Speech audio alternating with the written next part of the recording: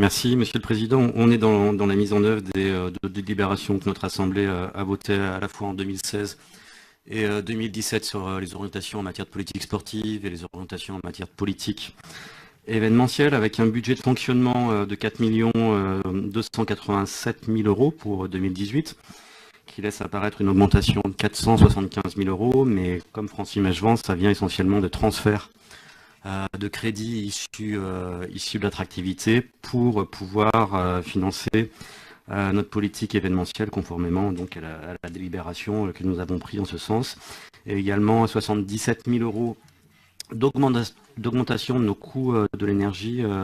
sur la patinoire Pôle Sud, notamment du fait de la déréglementation du marché de l'électricité qui nous oblige à payer le transport de cette énergie. Les principales dépenses de fonctionnement sont liées à la patinoire Pôle Sud, j'en parlais à l'instant, pour 1 500 000 euros. Stade des Alpes, on est à ISO par rapport au BP 2017, avec toujours la même contribution publique et le même niveau de taxe foncière. On a reçu les éléments du délégataire et on aura l'occasion de parler et de débattre du rapport d'activité lors pas du prochain conseil métropolitain, mais de celui d'après. Même contribution également pour le golf de Bresson,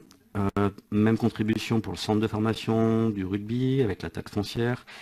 les charges d'exploitation du Vélodrome des Bains qui, comme vous le savez, est devenu un équipement d'intérêt métropolitain. Les charges s'élèvent à 41 000 euros et à 9 000 euros pour soutenir l'entente Sud-Isère Piste qui fait vivre cet équipement.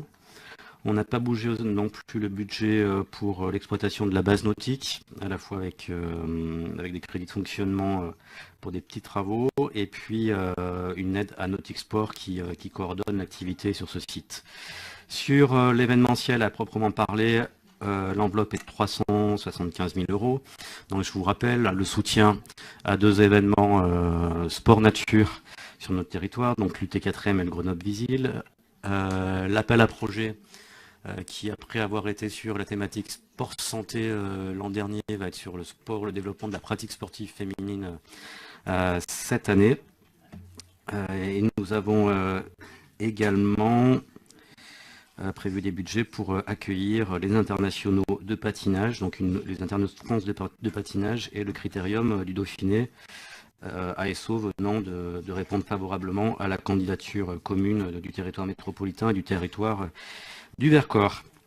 En termes de recettes, on a 764 000 euros de recettes qui proviennent de la patinoire, donc c'est pas neutre, près de 800 000 euros de recettes, en rappelant que cet équipement patinoire c'est la patinoire la plus visitée, qui accueille le plus de public en France, près de 400 000 entrées à la patinoire entre le scolaire, les grands publics et les spectateurs des matchs des Brûleurs de Loups.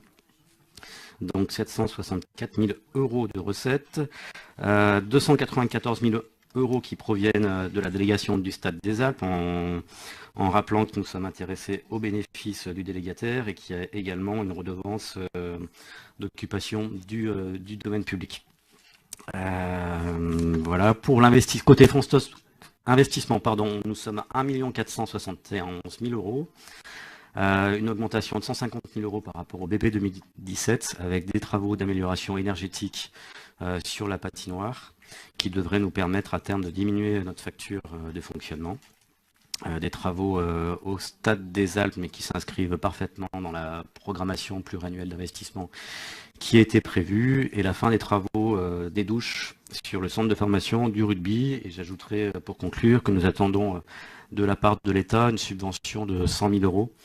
au titre de la dotation de soutien de l'investissement public local pour donc les travaux de la performance énergétique à la patinoire.